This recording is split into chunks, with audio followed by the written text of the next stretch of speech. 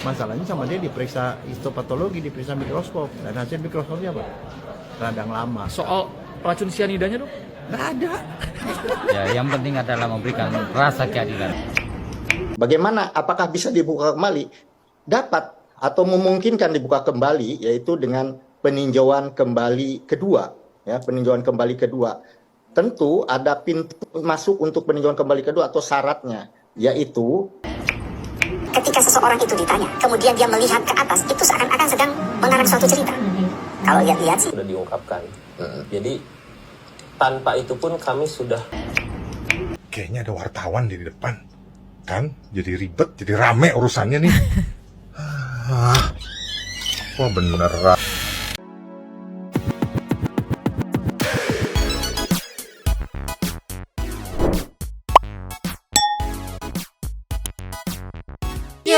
Sedih people. Welcome back again bersama Nyonya dan Mamang, dua tapi mangkok in here. Oh weh, here. Jangan lupa buat yang belum subrek silakan dicengklung. Buat yang belum dapat notifikasi silakan dicengkling. Jangan lupa juga buat follow Instagram, Facebook dan TikTok. Radio Santulinya ada di deskripsinya. Ya. Pertama buat Santu people, mohon maaf agak telat ya karena mati lampu, mati listrik. Jadi tidak bisa mengonten. Ini aja nih jam 5 lewat nih baru tag nih sekarang nih Nyo. Ya. Masih soal ice cold. Masih ya. Karena aku nggak expect bakal seserius ini gitu. Kan biasanya ya flow-nya kan ada yang viral seminggu, ya udah seminggu paling lama ya 10 hari 12 harian gitu. Habis itu turun dengan sendirinya. Betul. Ini malah makin rame, makin panas, makin seru gitu. Iya benar. Gokil. FYP tetap isinya ini ya semua. Ice cold semua. Tapi sekarang Mama mau berfokus ke semi lucu kali ya. Jadi ada netizen yang mengcompile statement lebih ke konsistenan statement gitu. Apa yang dikeluarkan sekarang kata-kata di compare dengan pada saat dulu persidangan. Dan terus ada yang menarik itu semalam tuh di TV One ada debat ngobrol gitulah intinya. Ada cuplikan highlight yang pada bikin salvok netizen sampai FYP. Jadi kata hakim atau siapa gitu nanti kita lihat. Ada potensi buat dibuka lagi dan bisa gitu. Wow. Detailnya kenapa gitu, apa alasannya atau apa sih yang melandaskan untuk dibuka lagi gitu kan. Nanti kita lihat. Yang pertama meluncur ke mana dulu ya? Kita meluncur ke sini aja. Dokter Jaya ditodong sama wartawan. Luncur. Jus. Nih Nyo, Dokter Jaya ditodong sama wartawan langsung. Ceki people. Play. Tidak. Makanya kalau misalnya dia ngomongin apa soal misalnya racun bagaimana cara periksa itu bukan bidang saya. Nah, kalau seorang yang sarjana hukum ngomong soal kedokteran, ngomong soal racun itu udah nggak usah ditanggapi. Oke. Itu di luar bidang. Oke. Kalau aku pengen nanyain soal yang podcast sama Richard Lee itu yang soal sianida mungkin separah apa sih kalau misalkan itu aja kok Pak? Oh enggak kalau yang dicari kalau mau saya sih sudah lengkap yang saya ngomongin. Itu aja bolak-balik karena kalau saya diajakin ngomong soal sampai kapanpun saya akan ngomong. Karena itu memang yang seperti itu enggak mematikan. 0,2 itu tidak pernah mematikan. Mematikan kalau 150 mg. Oke. Kalau 150 mg kan pasti kecium baunya. Saya tidak cium bau. Iya. Dokter yang buka si Mirna 2 hari kemudian tidak mencium bau. Jadi tidak ada. Dan yang bilang nggak ada bukan saya, puslapor. 75 menit setelah dia meninggal, isi lambungnya diambil sama dokter di Abdi Waluyo, hasilnya negatif. Puslapor yang ngomong nggak ada. Kalau nggak ada ya berarti nggak ada. Dok soal udah gitu 3 hari kemudian ada 0,2. Kalau nggak ada jadi ada itu kan jadi ajaib. Kalau yang ada adalah ada, kemudian dia hilang karena menguap. Tapi kalau nggak ada jadi ada. Yang ngomong nggak ada, yang jadi 0,2 aja orang puslapor. Dok tapi soal Iya sih, iya benar-benar. Karena kalau kemarin-kemarin kayak framingnya kayak apa Dokter Jaya ngomong tuh kayak nggak bener lah gitu kan. Tapi ya bukan Dokter Jaya yang ngomong nggak ada kan ya. Iya. Dan juga dari awal kalau kita cross check, jadi netizen tuh kenapa jadi tiba-tiba ngefans sama Dokter Jaya selain memang karakternya humble atau the way dia menjelaskannya enak tuh. Di cross check ya, saat 6 tahun yang lalu di saat satu Indonesia ngehujat Dokter Jaya gitu kan, statement dia A. Sekarang setelah 7 tahun, 6 tahun, 7 tahun berlangsung, ditanya lagi di soal masalah nilai, tetap A. Konsisten gitu. Itu yang bikin akhirnya netizen yang mungkin yang dulu pada ngehujat gitu kayak udah dewasa gitu, sudah bertambah 6 tahun gitu, sudah bisa tidak emosi gitu, bisa cerna baik-baik. Oh iya ya, di Dokter Jaya bukan yang sekonyong-konyong. Oh, enggak ini. Enggak, yang lapor ya pihak lain. Gue cuma menyampaikan. Betul. Ada lagi yang meluncur. Cus. Nah, ini rame banget ini nih hasil yang debat semalam itu ya, ngumpul semua nih. Tadi kita udah ngelihat 3/4 ya. Seru nih, kita lihat nih, ceki-ceki Bibal. Play. Menarik, tapi artinya menarik tuh memang banyak fakta-fakta yang memang mungkin belum terungkap, memang harus diungkap, dan saya setuju bahwa ada sesuatu yang mungkin belum terang, mari diungkap. Tapi apa yang sudah ada di persidangan, dan kalau waktu itu ada ahli yang mengatakan itu rekayasa di video, saya sendiri mengatakan itu videonya asli, hanya memang proses pengambilannya itu yang perlu diperbaiki untuk masa mendatang. Jadi ini catatan bagi kita semua. Banyak yang bisa terungkap dan kemudian semakin jelas. Ya, apalagi dengan justru bukti yang akan diajukan lebih baru di sini, justru akan mengungkapkan malah ketidakbenaran, karena nanti ada satu inti rahasia dari tampilan yang ada, itu bisa saya jadikan kunci untuk mengungkapkan benar apa itu benar apa enggak. Tetapi bukan urusan saya menentukan benar apa tidaknya, urusan saya mengungkapkan. Kita sudah mendapatkan kepastian bahwa bisa PK atas PK. Tapi yang jauh lebih penting sekarang ini saya mengkhawatirkan soal keamanannya Jessica.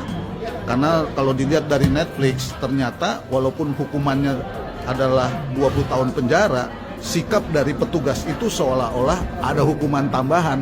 Jadi yang most possible ya dari itu aja tuh kemungkinan sih dia gara-gara penyakit lambung, luka lambung. Dan saya tanya Dokter Slamet, itu kan ada luka, katanya dia bilang itu karena korosi, bat korosi ya, dan korosinya itu cyanida itu ya. Tapi dia masalahnya sama dia diperiksa histopatologi, diperiksa mikroskop, dan hasil mikroskopnya apa? Radang lama. Soal racun cyanidanya Dok? Nggak ada. Ya, yang penting adalah memberikan rasa keadilan dan juga. Aduh, aku mau jadi insertan di depannya. Nggak ada. Ya, lucu ya. Bermanfaat untuk masyarakat. Itu yang paling penting. Biarkan para ahli yang bekerja. Ini bukan urusan opini. Yes.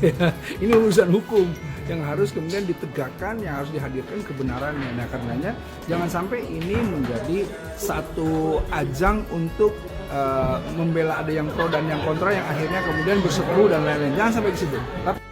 Iya, setuju sih, jangan sampai berseteru. Tapi kalau cuman debat-debat opini untuk jadikan ini sebenarnya mah kan fokusnya nanti di levelan atas ya. Levelan bawah-bawah cere-cere kayak kita mah cuman kayak ya debat-debat seru-seruan aja gitu ya, hitung-hitung apa ya, ngelatih analisis ya, ngelatih kritis gitu, berpikir kritis gitu. Jadi kayak ya masa kita nggak boleh ikut seru-seruan juga sih, toh opini kita bawah-bawah mah kayak ya tahu berpengaruh apa nggak, yang penting kita ikut seru-seruannya aja gitu lah ya. Sama ikut meng-up gitu ya. Ya sama mempilarkan sama ikut dapat viewsnya, dapat AdSense lumayan cuan. Masa cuannya nggak ada gitu. Nggak ada. Ini yang kita kasih nextnya Nyo. Nyo, cross to the check to the cross. Hari ini dengan jejak digital. Cek people. Play. Beliau itu yang bilang ke saya, beliau katakan, Prof, orang seperti Jessica itu mau menggunakan lie detector secanggih apapun tidak akan terdeteksi. Itu sebabnya mengapa sehingga polisi tidak menggunakan lie detector. Karena jadi teman-teman Polri itu tidak sembarangan ya menangani kasus ini. Ketika akan memeriksa atau akan mem-BAP dan lain sebagainya, ada tim pendamping. Profesor Roni salah satu yang mendampingi Polri. Beliau itu yang bilang ke saya, beliau katakan, Prof. Tapi sebelum komentarin ini, aku salvo sama komentar dari Keep Ray. Gak percaya gua, lihat aja bentuk kacamata kanan kirinya beda. Ya dong, walaupun kanan kirinya beda, tapi nggak bisa dari ini anjing. Menentukan orang kan baru kemarin. Jangan ngejudge orang dari mukanya. Ini ngejudge dari kacamatanya, tidak dong. Tapi di atasnya ada lagi kan, nih kan. Lie detector gak dipercaya, sedangkan ramalan mimiknya harus dipercaya. Nah, aku Aku nggak mau terlalu dalam di sini karena mau meluncur ke yang ini. Cus. Jejak digital, ceki people. Play. Membuktikan kesalahan dari Jessica, telah dilakukan tes kebohongan atau tes lie detector, dan ternyata setelah Jessica diperiksa dengan menggunakan lie detector, dia lolos pada pemeriksaan tersebut. Kalau Jessica telah dinyatakan lolos, mengapa tidak dilakukan pemeriksaan lie detector kepada saksi-saksi yang lain? Bukti persidangan loh. Jadi telah dilakukan dan lolos. Iya. Terus 7 tahun berikutnya di podcast Bang Densu ini nggak bisa, makanya tidak dilakukan lie detector. Iya. Kalaupun misalnya dia kan tadinya bilang awalnya ya orang seperti Jessica itu percuma mau di lie detector juga karena yang itu intinya begitu. Kalau stop sampai di situ, oh mungkin udah di lie detector terus lolos ya percuma gitu mungkin ya. Iya stop sampai di situ. Sebenarnya dia ngelanjutin, makanya tidak dilakukan. Sedangkan ini ada bukti persidangan jejak digital bahwa menyatakan sudah dilakukan dan lolos. Iya, kemarin tuh kalau nggak salah 2 kali atau 3 kali ditekenin sama Prof siapa itu tadi? Prof Edi. Iya, itu katanya kan nggak ada sama sekali, tidak ada itu tes lie detector gitu kan? Iya. 2 kali. Ya kita mah kan sebagai netizen awam yang kita bisa lakukan ya cuman ngecek jejak digital, sandingin, ngecek jejak digital, sandingin, walaupun tidak berpengaruh. Yes. Itu yang berpengaruh kepada views kita doang. Lanjut lagi Nyo. Lanjut. Mengapa hanya Jessica saja yang diperiksa? Ini sangatlah janggal dan aneh. Kalau Jessica dinyatakan lolos dari lie detector, mengapa masih Jessica yang dijadikan terdakwa? Apakah tidak percaya kepada tes lie detector tersebut? Jika tidak, maka untuk apa dilakukan tes lie detector tersebut?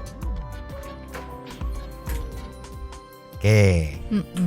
Sama, saya pertanyaan kita sebagai netizen yang awam gitu kan, ya sama pertanyaannya dengan ibu ini gitu ya. Terus kayak buat apa? Kalau udah dites nih, ini negatif. Nggak bisa jadi. Iya. Nggak tahu. Mending kita kasih ke next ya aja yuk. Nyo. Yes. Ini menarik juga sih, Ceki people. Play. Sebenarnya pada waktu Kompolnas periksa pertama itu ada nggak sih otopsi? Kok lucu kok tiba-tiba periksa gelas gitu loh. Sementara orang katanya mati.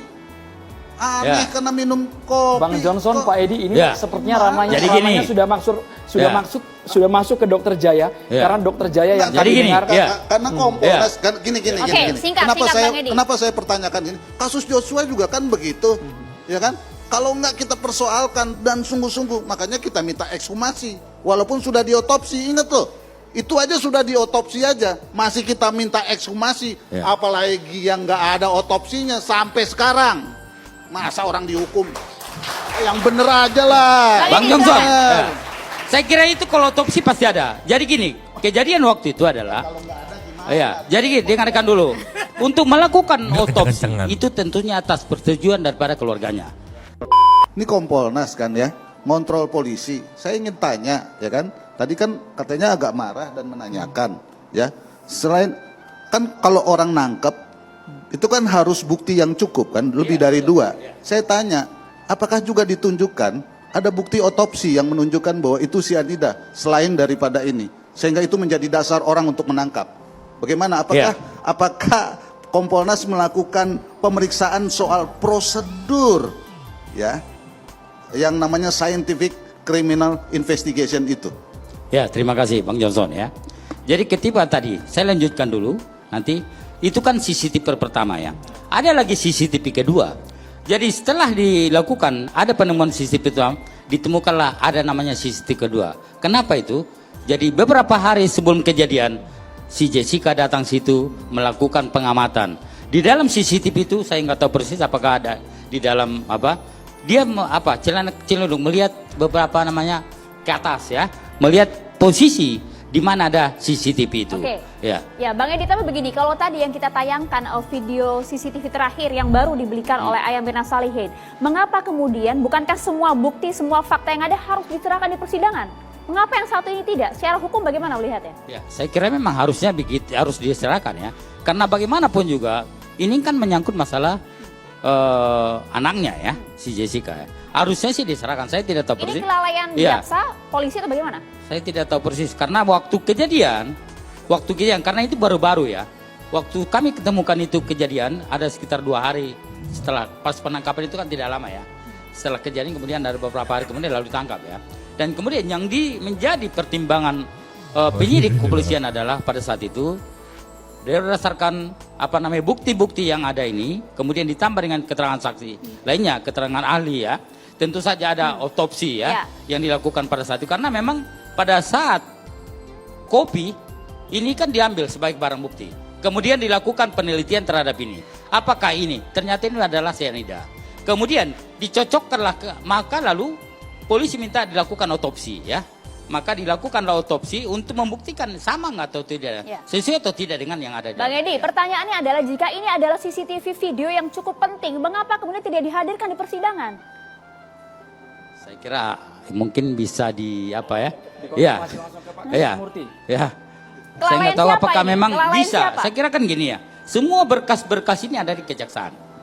Harusnya kejaksaan yang menyampaikan kepada pengadilan. Kelalaian jaksa artinya? Harusnya. Enggak, saya belum begitu jelas gitu loh. Belum begitu. Iya, yang kemarin diobrolin di pihak Bang Densu, menurut pihak kejaksaan ini nggak berpower gitu ibarat cuman emang Bapak yang ono aja gitu ya. Betul. Yang ya seadanya nyo. Cuman gitu. aku bingungnya gini, karena katanya kan dari menurut papanya almarhumah Mirna itu kan bilang kalau misalnya bukti ini belum pernah diperlihatkan. Dan dia nggak mau memperlihatkan. Iya. Karena biar hukumannya Jessica nggak dihukum mati gitu kan. Nah tapi ada beberapa orang yang bilang katanya kan itu ada kok gitu. Termasuk kemarin yang jaksa Shandi itu ya kalau nggak salah kan bilang kayaknya ada tapi saya lupa karena apa jadi nggak ditayangkan gitu kan. Jadi kita kan jadi makin bingung jadi simpang suwir gitu kan. Cuman aku mau salvo ke ini nih. Bang Johnson bukan Bang Johnson Mobile Legend bukan ya, tapi Bang Johnson yang menurut aku dia di highlight ini ya.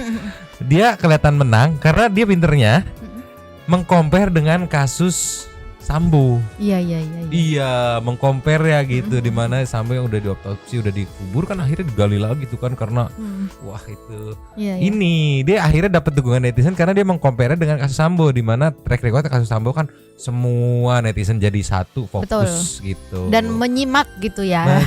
Jadi gitu. kayak apa ya istilahnya tuh relate gitu. Dia mengkonekkannya nih. Nice nih Bang Johnson Mobile Legend nih. Bukan dok. Oh bukan ya. Bukan. Kita kasih nextnya Nyo. Ini Nyo ada video ini yang Mamang cuma mau komen kreatornya anjing. Kenapa Lihat sumpah ceki people. Play. Dia melihat ke atas. Saya mempelajari paralelistik dalam teknik penyidikan. Ketika seseorang itu ditanya, kemudian dia melihat ke atas, itu seakan-akan sedang mengarang suatu cerita. Kalau lihat-lihat sih sudah diungkapkan. Jadi tanpa itu pun kami sudah menilai dan meyakini dengan bukti yang keempat, kenapa di tubuhnya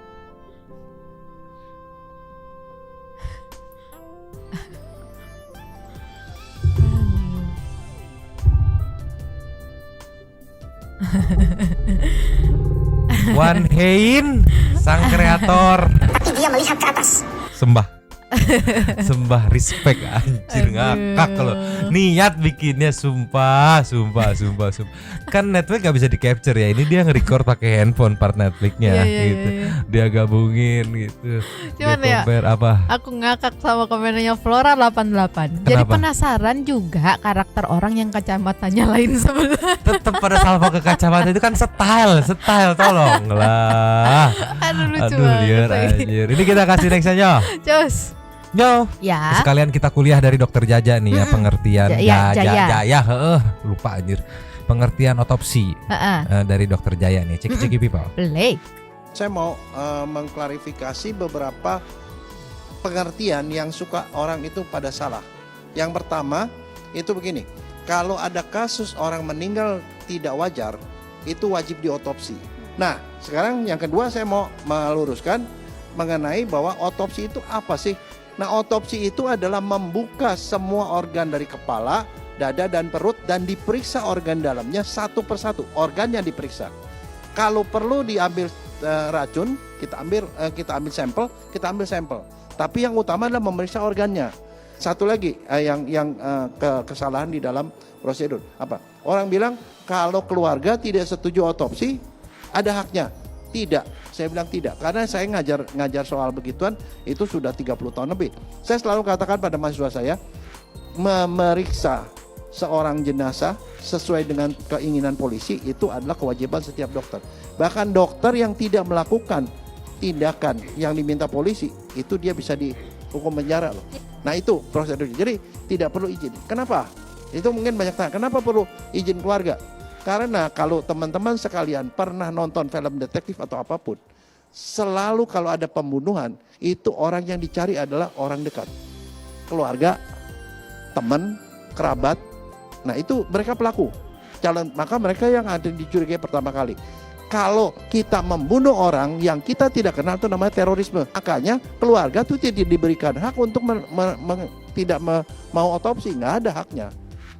Itu konsep. Bahkan orang yang menghalangi otopsi ada hukumannya. Pasal 222 KUHP.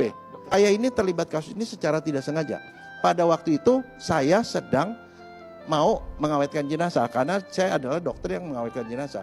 Kalau orang di Indonesia mau dikubur lebih dari 24 jam, itu instruksi dari Dinas Kesehatan harus diformalin karena dia akan busuk dan mencemari lingkungan.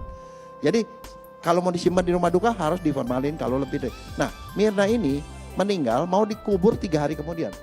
Jadi wajib, kalau dia nggak mau diformalin nggak bisa ditaruh di rumah duka, bisa tempat lain terserah. Tapi aturan seperti itu. Nah pada waktu itu saya nanya sebagai dokter yang juga dokter forensik, saya tanya ada apa? Habis minum kopi mati katanya. Mungkin diracun tuh, pokoknya dia ngomong gitu. Mungkin racun. Saya langsung aware. Jadi waktu sebelum formalin saya lakukan pemeriksaan. Saya periksa dari ujung kaki sampai ujung rambut kepala sampai ujung kaki, dari depan belakang semua saya periksa, tidak ada luka, berarti tidak ada kekerasan fisik. Yang kedua, itu saya lihat orang meninggal itu ada namanya lebam mayat. Di bagian belakang dia tidur, itu darah tuh kan ke belakang ngumpul, itu ada biru-biru di belakang. Itu namanya lebam mayat. Itu normal. Kalau orang keracunan sianida, lebam mayat itu merah terang. Mukanya pun merah terang. Kenapa?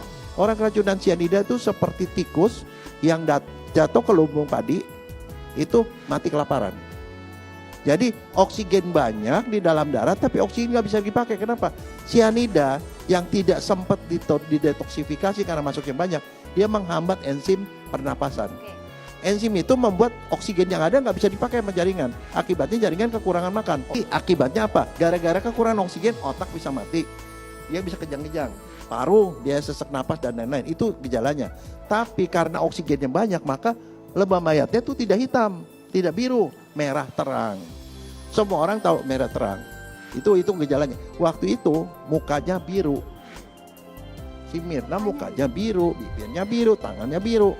Jadi itu menunjukkan dia kurang oksigen. Bukan keracunan sianida. Saya mau gila, lumayan lah. Ya itu berikut itulah tadi kuliah dari Dokter Jaya ya, lumayan ya, menambah informasi juga gitu. Lumayan gitu. Iya, karena yang sebelumnya nggak tahu gejala sianida tuh kayak gimana sih harusnya gitu. Jadi tahu sekarang ya. Sama kalau misalnya lebam mayat itu yang dinamakan lebam mayat kata dokter tadi ternyata itu normal gitu ya. Yang gitu. Terus tadi juga kan yang nggak kelupaan soal definisi otopsi ya. Itu juga aku tadi sempat cari saking aku penasarannya gitu kan di Google ya. Aku cari intinya otopsi adalah sesuai sama yang dokter Jaya bilang dari pembukaan kepala, dada dan perut. Gitu. Bahkan ada yang sampai pokoknya tulang-tulangnya tuh dibuang biar bisa lihat isinya gitu. Nah ini ada komen dari netizen yang bikin salpok nih ya, dari Sugar ya. Gue jadi pinter gara-gara Dokter Jaya, makasih dok. Tapi jangan sampai Anda nonton podcast terus Anda tiba-tiba jadi dokter forensik. Tidak boleh begitu, harus tetap pendidikan ya. Tolonglah. Jangan sampai jadi itu kayak kemarin yang dokter penipu itu ya. Wah, Jangan bahaya. Ini dari Mama Arek jadi pengen kuliah tapi dosennya ada Dokter Jaya. Tidak mungkin dong, tidak mungkin dosennya tuh banyak. Tolonglah. Pusing, kita kasih ke nextnya nyoh. Terus. Nyoh. Iya. Ini ada yang gemes katanya, bikin gemes netizen jagi-jagi people. Boleh. Alkoholisme. Apakah di lambung juga ada kafein? Pak, kafein nggak bikin mati Pak, ada nggak? Enggak, ada nggak di lambung? Pertanyaannya, apakah di lambung juga ada kafein? Ada Pak. Nah, ya, ada.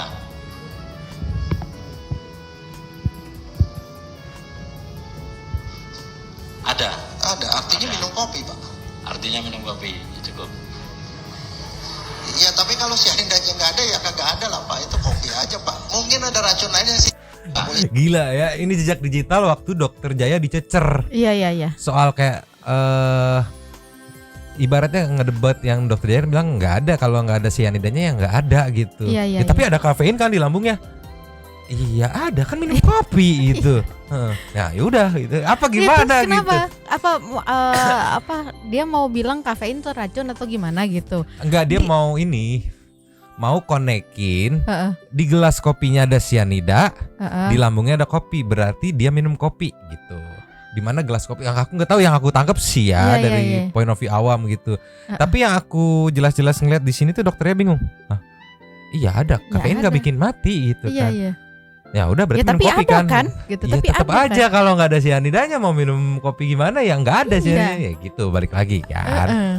Aduh. Kayak apa bingung ya kayaknya Dokter Jaya ya Kak. Sampai bingung. Iya, nggak ada gitu. Mending kita kasih nextnya lagi. Terus. Yo, kuliah online lagi bersama Dokter Jaya dan Bunda Asanti Jeki Pepli. Play. Waktu dokter melihat jenazah dari Mirna gitu ya, itu kan 2 jam setelah kematian. Apa prediksi dari dokter sendiri sebagai ahli gitu ya? Kira-kira kalau ngelihat kondisinya sampai dokter kan periksa badannya semua, depan belakang ya, atas bawah. Menurut dokter sendiri gitu, kira-kira dia meninggal karena apa dok? Begini, orang yang meninggal tuh banyak. Saya ini dulu dididik di RSCM, asal tahu aja Bunda waktu. Lucu sih. Iya memang banyak orang yang meninggal tuh banyak ya, memang banyak. Tolonglah dok, tolonglah. Pakai ngelawak dulu dia. dia. Nih gini dok, dokter ya udah cukup jadi dokter forensik aja, nggak usah sosok pengen ngelawak, usah aja. Jangan ngambil profesi orang gitu ya. Udah dokter ngelawak juga, tolonglah. Lanjut lucu lagi. Tapi kan orang yang meninggal tuh banyak. Iya memang gitu, tolonglah. Lanjut lagi. Nih dari sini nih. Oke. Menurut dokter sendiri gitu, kira-kira dia meninggal karena apa dok? Begini, orang yang meninggal tuh banyak. Saya ini dulu dididik di RSCM, asal tahu aja Bunda waktu saya masuk ke RSCM untuk belajar forensik tahun 86. Itu satu hari tuh otopsi 10 Bunda. 10, 1 tahun sekian. Jadi artinya nangani kasus udah ratusan ribu kasus. Dan kita kebiasaannya soal dokter forensik, kalau ketemu jenazah, apapun yang kita mau lakukan, kita harus periksa. Jenazah itu harus kita periksa dari ujung kepala sampai ujung kaki, dari depan sampai belakang, semua kita periksa. Dan kita lihat ada luka enggak. Kalau ada luka ya berarti ada kekerasan. Kalau tidak ada luka, terus kemudian kita lihat lebam mayat. Lebam mayat itu kalau orang meninggal tuh di bagian belakangnya biru ya. Nah kalau ada lebam mayat, kita lihat lebam mayat itu warnanya apa. Kalau warna tertentu dia akan mencirikan kematian tertentu. Kalau dia biru artinya kekurangan oksigen. Kalau dia merah terang jadi merah gitu, itu CO atau cyanida. Nah terus dia gitu saya cium bau, saya tekan, itu harus dicium bau. Kalau bau minyak tanah artinya kemungkinan insektisida matinya. Kalau baunya bau bawang putih itu berarti arsen. Ya racun. Ya arsen. Ya. Tahu saya. Nah kalau dia rasanya pahit dulu. Aku jadi kebayang ini, jangan nanti Santu Pipa habis makan ketoprak. Anjir bau bawang putih, jangan-jangan keracunan. Tidak ya, bukan seperti itu. Aku karena makan ketoprak tuh bau bawang putihnya sisanya kenceng banget kan. Aduh lanjut lagi, maaf dipotong. pahit itu berarti cyanida. Dan bau sianida itu nggak bisa beda sama bau lain. Jadi artinya dengan bau-bau itu kita tuh bisa menduga kira-kira apa gitu. Nah pada kasus ini saya tidak mencium sianida sama sekali. Mukanya biru. Jadi saya bilang kekurangan oksigen bisa apa? Apapun bisa. Makanya pada kasus itu saya sudah ngomong ke keluarga dan saya ngomong ke petugas polisi bahwa ini harus diotopsi. Kalau nggak diotopsi kasusnya pasti nanti jadi ribet di belakang. Benar. Kita nggak tahu sebab mati pastinya apa. Karena hanya dengan diotopsi lah kita bisa tahu dia meninggalnya karena apa. Kalau mati tidak wajar ya, ini kan tidak wajar kalau orang sehat tiba-tiba mati kan. Iya. Harus diotopsi. Itu dogma. Dogma itu artinya apa? Ajaran utama yang nggak usah dibantah. Seluruh dunia bilang no otopsi no case, begitu. Makanya saya bilang harus diotopsi. Setelah otopsi selesai, barulah kita awetkan jenazahnya atau apapun. Tapi itu utama. Tapi masalahnya kan saya udah minta polisi bilang keluarga nggak setuju dong, gitu loh. Ya udah saya mau apa? Jadi apa yang saya lakukan, dokter formalin aja. Nanti kita persuasi sama keluarga, itu loh yang di ngomongin. Makanya saya lakukan pengawetan. Kenapa saya lakukan pengawetan? Saya formalin karena sudah ada dasarnya. Polisi sudah mengizinkan, mempersilahkan, ada surat kematian dari rumah sakit. Berarti ada yang tanggung jawab. Dan saya sendiri tidak mencium sianida, tidak mencium bau-bau yang mencurigakan. Lebam mayatnya pun ya seperti orang kekurangan oksigen, udah itu aja. Itu dia. Sebenarnya masalahnya mah ya itu ya Kak, ada yang bilang kan ya otopsi parsial, ada yang bilang itulah sebenarnya karena ya di otopsi parsial, kalau kita mengikutin bahasa otopsi parsialnya gitu kan, nggak diotopsi menyeluruh gitu. Itu yang jadi celah yang bikin kertakan tuh, yang akhirnya siapa sangka gitu kan 7 tahun kemudian gitu rame lagi, diangkat lagi. Ya enggak, udah masalah lama masih ada nih belum ketambel, ditambah Bapak yang ono nunjukin CCTV, itu jadi blunder lagi menurut aku menurut aku ya. Padahal dia dari masalah 7 tahun yang lalu dia nyeletuk soal botol aja itu kan bisa jadi crack juga kan. Tiba dipakai nih, gue punya CCTV-nya nih. Aduh, terus disebut nama-nama. Padahal mah kalau yang aku tangkap Dokter Jaya tuh tugasnya apa? Kayak misalnya maksudnya dia melakukan tugas yang sudah seperti seharusnya gitu, karena kan katanya setiap ada mayat yang datang pengecekannya ya sama gitu kan. Iya, pengecekan semua pengecekan gitu. Mayat yang diterima yang harus mungkin diformalin atau gimana, dia ngeceknya sama gitu. Kalau misalnya nggak tahu nih penyebab matinya kenapa gitu, dia pasti cek dulu nih badannya semuanya, barulah di. Terus mau ada case gitu pelaporan kan. Ya harus diotopsi. Balik lagi kan tadi Dokter Jaya bilang saya kecemplung ke kasus ini ya nggak sengaja, emang kebetulan lagi tugas pada saat itu dan dia ngeliat gitu. Ternyata sampai 7 tahun ke bawah terus nih. Kita kasih next aja. Yes. Nih tanggapan MA tentang kasus Jessica yang bisa dibuka kembali, ini cuplikan highlight dari yang di TV One semalam gitu, yang tadi berlima gitu kan. Iya. Durasi juga, pemirsa mohon maaf kita ke MA, apakah bisa ada sidang lagi? Peninjauan kembali ke Jessica ini bisa diubah, Pak Sobandi. Silakan Pak Sobandi. Baik, terima kasih. Terlepas dari pikuknya perdebatan apakah CCTV mengenai ahli dan lain-lain, saya ingin menegaskan bahwa proses peradilan terhadap Jessica untuk menegakkan hukum dan keadilan sudah selesai. Penyidikan, penuntutan, bahkan putusan upaya hukum biasa, pengadilan tingkat pertama, banding kasasi, dan upaya hukum luar biasa kasasi telah menyatakan bahwa terdakwa Jessica terbukti secara sah dan meyakinkan bersalah melakukan tindak pidana pembunuhan berencana. Bahwa hakim telah mempertimbangkan alat-alat bukti di persidangan, minimal 2 alat bukti dan keyakinan. Di dalam perkara tersebut sekitar ada 24 saksi, ahli ada sekitar 14, bahkan dari terdakwa pun menghadirkan saksi, dan itu sudah dipertimbangkan semua di dalam putusan lengkapnya, bisa kita baca bersama. Kemudian saya ingin menjawab pertanyaan Bang Andro tadi bahwa apakah ada upaya hukum lain. Jadi tadi upaya hukum biasa itu banding kasasi sudah selesai, upaya hukum luar biasa juga sudah dilakukan, yaitu PK ya, peninjauan kembali. Bagaimana, apakah bisa dibuka kembali? Dapat atau memungkinkan dibuka kembali, yaitu dengan peninjauan kembali kedua ya, peninjauan kembali kedua. tentu ada pintu masuk untuk peninjauan kembali kedua atau syaratnya, yaitu ada putusan yang berkekuatan hukum tetap terhadap objek yang sama, tentunya ada dalam hal ini perkara Jessica. Nah, itu baik perkara pidana, perdata atau tata usaha negara. Itu dasar hukumnya Surat Edaran Mahkamah Agung nomor 4 tahun 2016. Sebelumnya ada juga SEMA nomor 7 tahun 2014. Cuman kalau dulu SEMA 7 tahun 2014 itu harus ada putusan PK kembali yang saling bertentangan. Nah, sekarang dengan SEMA nomor 4 2016 boleh PK atau dapat PK kedua dengan syarat ada putusan yang berkekuatan hukum tetap terhadap objek yang sama, dalam hal ini bisa pidana, bisa perdata atau tata usaha negara. Terima kasih, Pak. Oke, artinya dimungkinkan ada celah untuk melakukan proses hukum dengan syarat-syarat tadi yang sudah disampaikan. Terima kasih banyak Pak Sobandi. Kami akan jeda terlebih dahulu. Durasi juga, pemirsa mohon maaf. Artinya berarti ada celah bisa untuk dibuka lagi gitu ya. Dengan tadi syarat-syaratnya apa, sejujurnya aku tidak terlalu mengerti putusan tentang ini itu gitu, siapa yang memutuskan atau kayak gimana prosesnya, mungkin memang yang di bidang hukum yang lebih paham gitu lah ya. Tapi aku sejujurnya ya, aku pribadi itu nggak expect sampai dibuka lagi loh.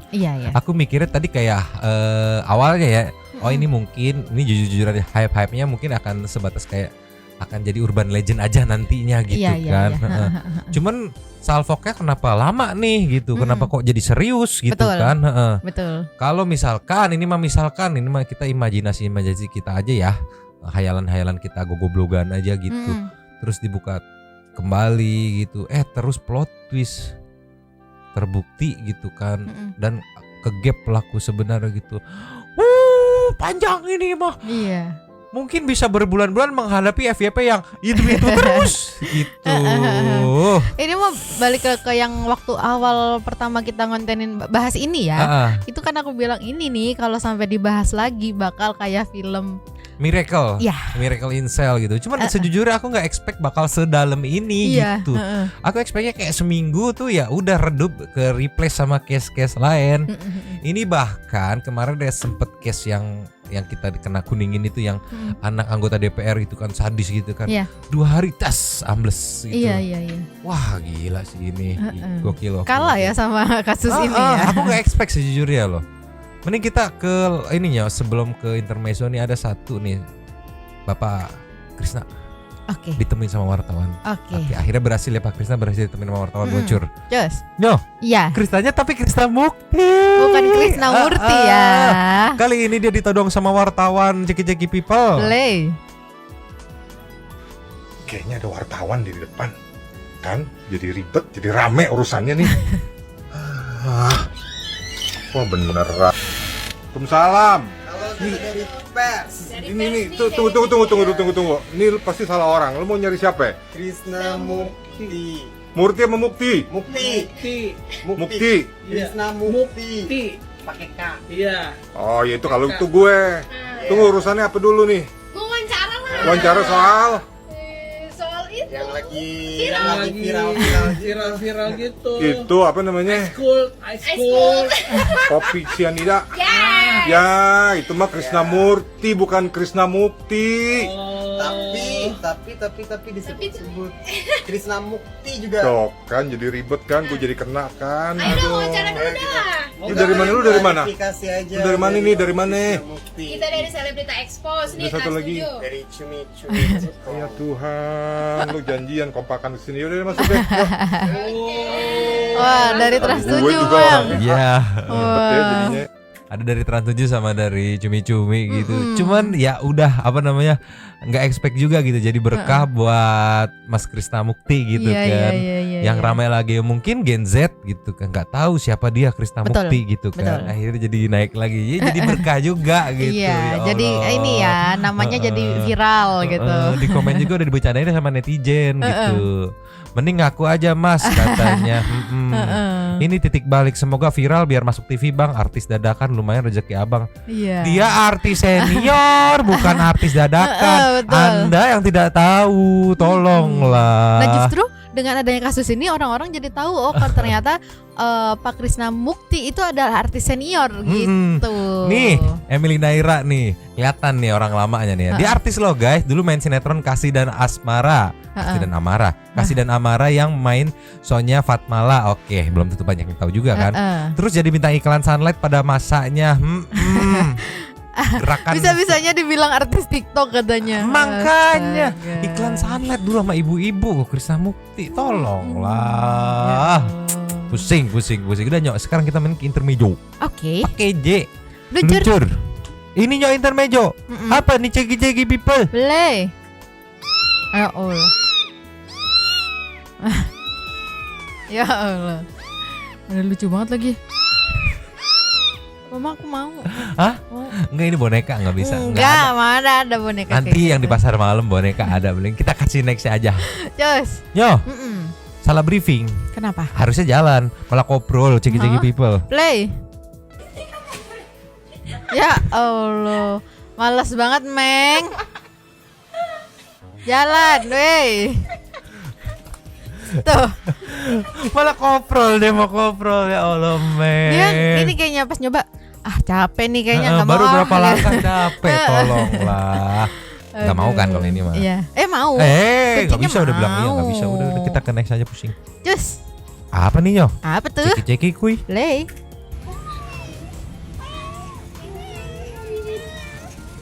Jangan-jangan dia orang tua kandung Apeng. Hah? Oh, ya Allah. Oren semua anaknya. Berjemur sayang. Oh, lagi jemur. Oh, biar berjemur, biar sehat. Tapi cakep banget bulunya Nyo. Iya. Tapi aku salfok tadi anak-anaknya di jemurnya di tempat di kotak litter box. Yang tempat pasir sama tai biasanya. Gitu. Mungkin emaknya nggak terima ya, jemur jangan di tempat tai juga kali. Tuh kan Apeng, ternyata ini ibumu bulunya lebih mirip Apeng soalnya tuh. Iya mirip Apeng. Iya, cuma nggak ada orennya aja ya Apeng. Iya. Kita kasih nextnya. Cus. Nyo. Ya. Last of the last dari Pororo ceki-ceki people. Play. Kelakuan Ocil nyusuk aja. Kan udah gede dia. Yang kayak gitu. Dia nyusuk ke yang ini. Iya, di mana abang pasti itu udah Ocil nempel aja kayak perangko kamu ya. Enggak. Abang. Ocil nempelin abang. Enak kali itu dimanja-manja sama abang. Abang nih ya. Ini Pororo kan? Iya.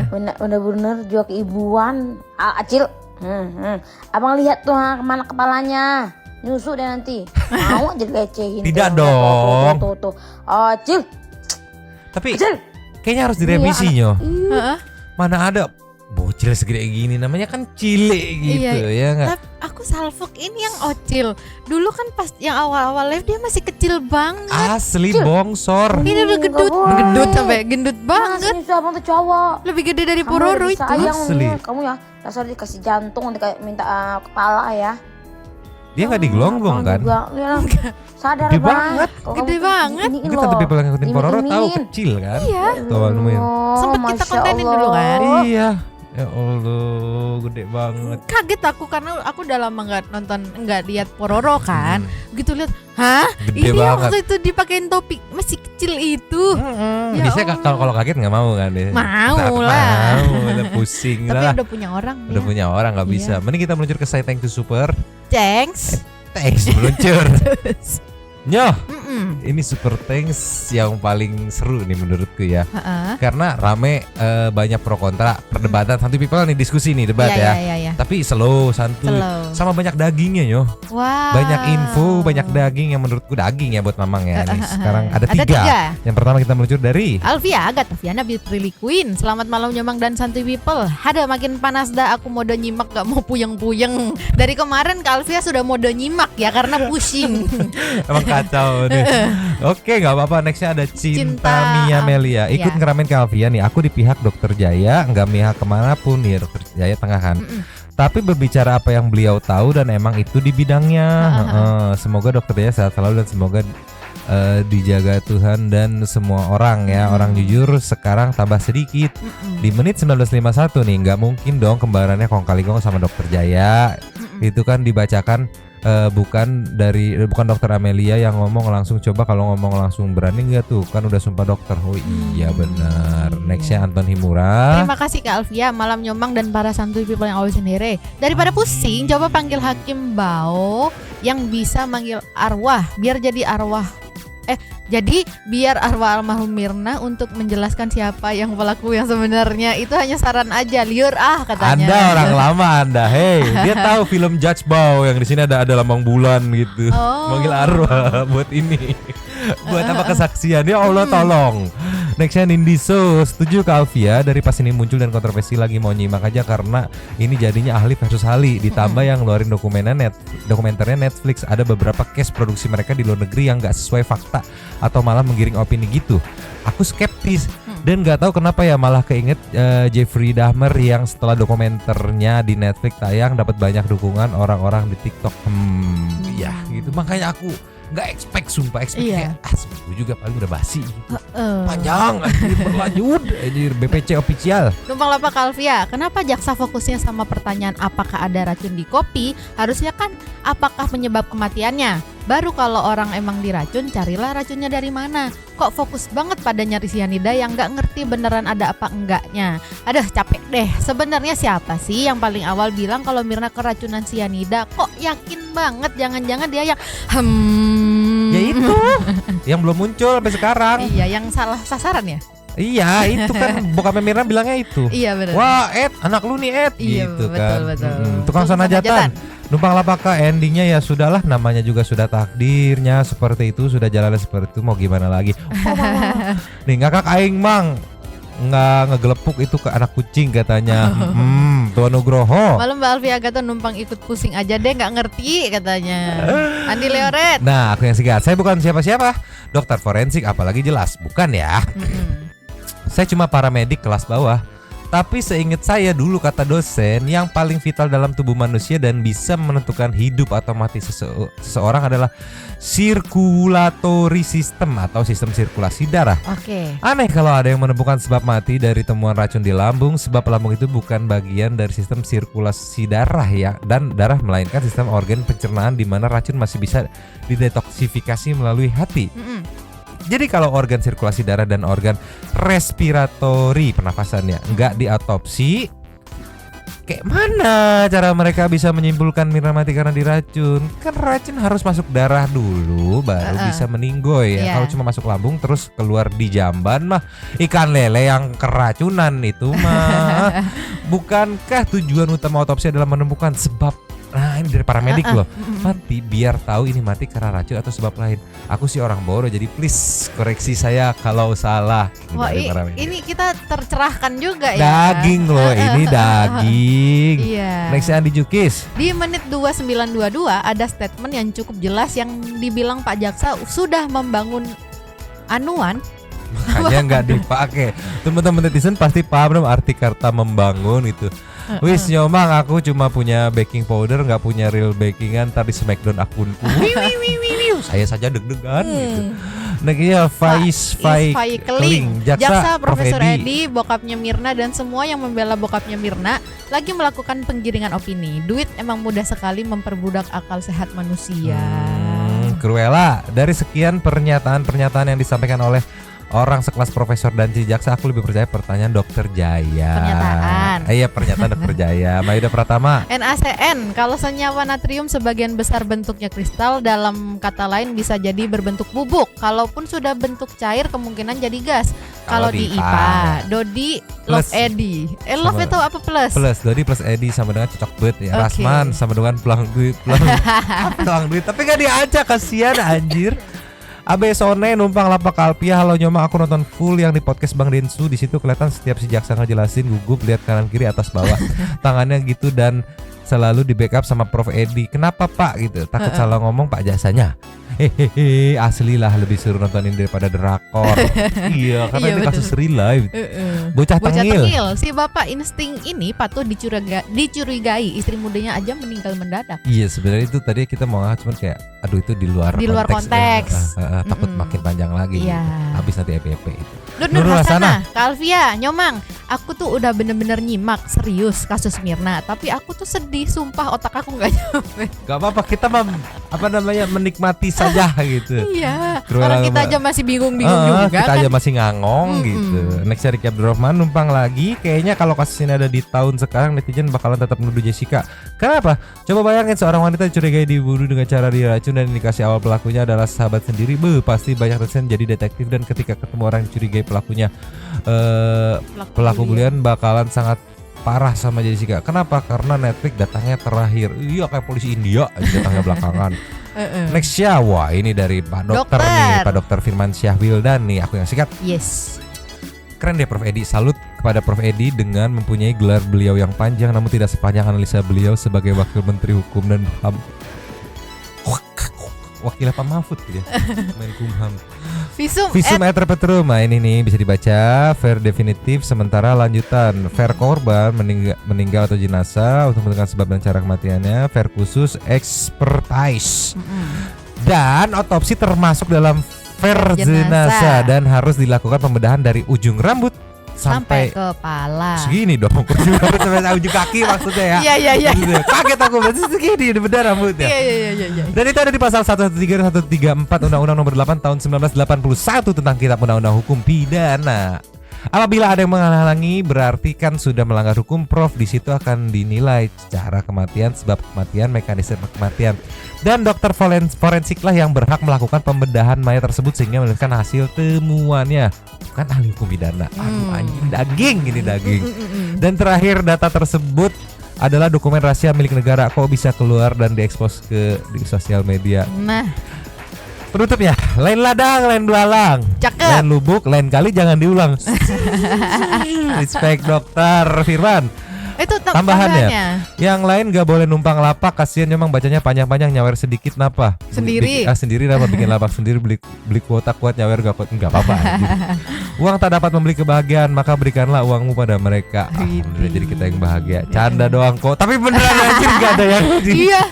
Kayak udah jiper duluan. Pada takut sama Dokter Firman, takut diotopsi katanya anjir. Tapi daging itu daging. Next nah ini seru nih. Jujur dari tadinya menganggap Jessica pelakunya, kemudian karena Ice Cold dan podcast membuat goyah keyakinan. Tapi setelah mendengarkan podcast Densu dan CTD, saya kembali yakin Jessica memang pelakunya. Sayangnya opini publik udah terbentuk terbalik nih dan susah untuk diskusi open mind lagi karena sudah ada tendensi tersendiri. Yang diperdebatkan orang sebenarnya sudah terjawab oleh Prof Edi di podcast. Kita terlalu fokus pada 0,2 mg cyanida. Padahal ditemukan juga 950 mg natrium cyanida. Kita juga terlalu fokus terhadap keharusan otopsi menyeluruh. Padahal dari otopsi parsial atau disebut sampel juga nggak apa-apa. Kalau sudah ditemukan barang buktinya, yang nggak akan merubah kesimpulan akhir kan? Pertanyaannya, kita terlalu menjunjung formalitas hukum atau mencari fakta sih. Sekian terima gaji. Wah ini seru, ini dari point of view yang berbeda. Iya, menarik sih, menarik. Iya. Di bawahnya langsungnya rame nih, seru. Makanya aku bilang, Wulandut betul netizen gampang terhasut isu ya. Betul, itu fakta ya. Tanpa sadar dari pihak keluarga Mirna juga ingin keadilan bagi anaknya yang meninggal secara tragis. Lebih tepatnya mungkin dari nyokapnya.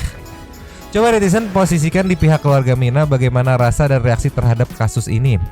Latar belakang Jessie pun yang tahu tentang bahan kimia dan pernah mengancam teman untuk diracun harus dipertimbangkan kenapa dia jadi tersangka utama. Betul, bisa jadi faktor pertimbangan. Sebenarnya ini maksudku perkara point of view kayak angka 6. Dari bawah dilihat 9. Dari atas dilihat 9, dari bawah dilihat 6 gitu. Tapi ini yang bikin menarik. Nah, pertanyaannya, apakah yang data yang dipegang Edi itu valid dan benar? Atau karangan dan rekayasa karena harus ada yang dikambing hitamkan. Nah soal otopsi itu kan tidak menyeluruh. tidak dicek dengan teliti, hanya pengambilan sampel. Jadi tentu berbeda dengan otopsi yang beneran dicek semuanya, yang memakan waktu lebih lama. Jadi ucapan no otopsi no case harusnya berlaku. Mencari fakta pun harus beriringan dengan formalitas hukum dong katanya. Misalkan dengan kasus ini dicari faktanya kan harus melalui otopsi yang dicek dari kepala sampai kaki, itu formalitasnya. Kalau formalitasnya dihilangkan, jadi hanya pengambilan sampel, ya jadinya kayak sekarang ini acak adut. Betul. Iya, benar. Karena itu adalah rules. Iya. Kalau kata dokter Jaja, dogma gitu.